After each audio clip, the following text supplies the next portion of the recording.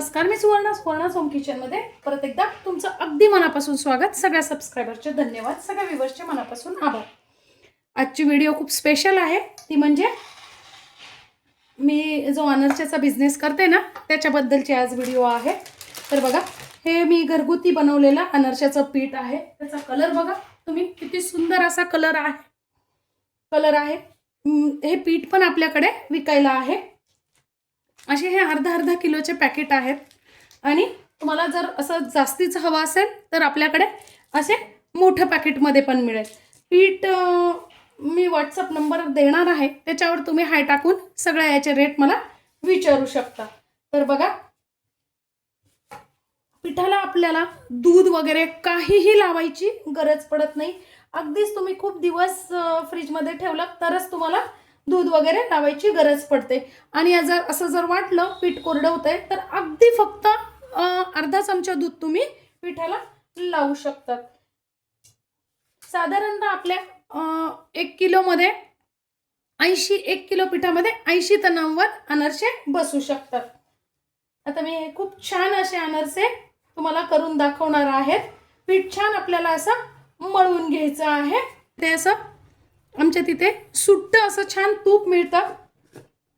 Dairy आहे आमच्या तिथे, तर तिथे असं छान असं हे तूप मिळतं. सुट्ट गाईचं तूप आहे. या शुद्ध तुपातच मी अनारसे बनवते. जितकं आपण असं पीठ मळून घेऊ ना तितका अनारसा आपल्याला खूप सुंदर असा खुसखुशीत बनतो. तर पीठच खूप सुंदर आहे मैत्रिणींनो, त्यामुळे अनारसे खूप सुंदर बनतात आपले. 100% आपण प्युअर तुपात आणि पूर्ण खसखस लावूनच अनारसे बनवते मी.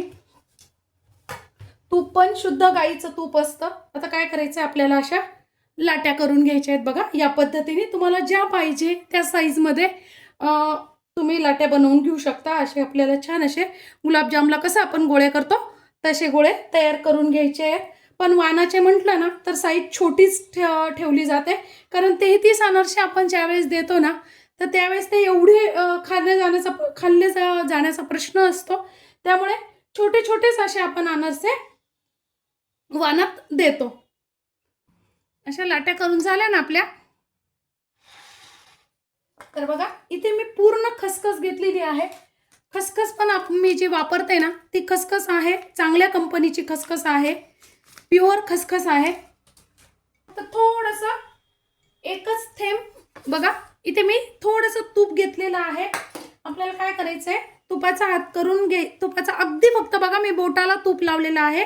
म्हणजे मग आपण जेव्हा असं बोटाला तूप लावून थापतो ना अनारसा, त्यावेळेस तो अनारसा छान तयार होतो, चिटकत नाही हाताला, काहीच नाही. बघा, या पद्धतीने आपल्याला छान असे अनारसे थापून घ्यायचे. एका बाजूला खसखस, ज्या बाजूला खसखस असते ना त्या बाजूला थोडीशी खाली असा एक गोळा घेतला.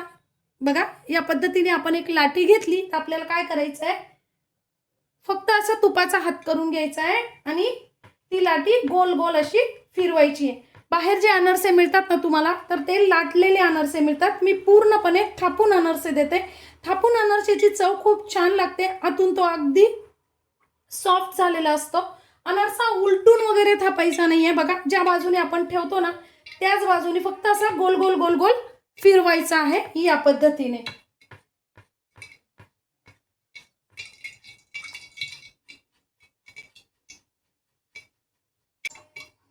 खालच्या बाजूने पूर्ण खसखस घ्यायची आहे आणि त्या खसखसेवरच आपल्याला अनारसा पूर्ण थापून घ्यायचा आहे.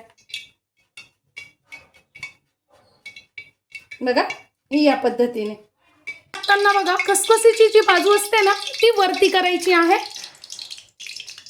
आणि जी प्लेन बाजू आहे ना ती खाली करायची आहे. बघा, लक्षात घ्या, खसखसीची बाजू आपल्याला वरती करायची आहे आणि प्लेन बाजू जी आहे ती खाली करायची आहे. तुमच्या कढईत जसे बसतील तसे. खूप अनारसे टाकू नका कढईत, कारण आपल्याला खूप अनारसे जर टाकले ना तर ते खास चांगले तळले जात नाही.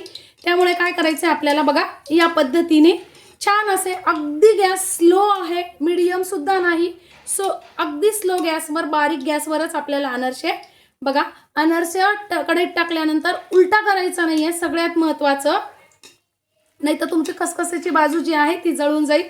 आणि फक्त असं तेल वरतून त्या अनारशावर टाकत राहायचंय. बघा, या तेल किंवा तूप जेही तुम्ही याच्यात तळत असाल ते टाकून घ्यायचं आहे. माझ्याकडे जे अनारसे आहेत तेलातलेही आहेत आणि तुपातलेही आहेत. हे मी शुद्ध तुपातले तुम्हाला आता अनारसे दाखवतीये.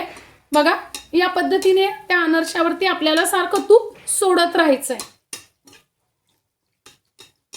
तुम्ही जर मोठ्या गॅसवर किंवा मीडियम गॅसवर अनारसा जर तळला ना तर काय होईल, अनारसा वरतून कलर छान येईल, तळला जाईल आणि तो आतून पिठूळ पिठूळ लागेल. त्यामुळे आपल्याला स्लो गॅसवरच अनारसा छान असा तळून घ्यायचा आहे.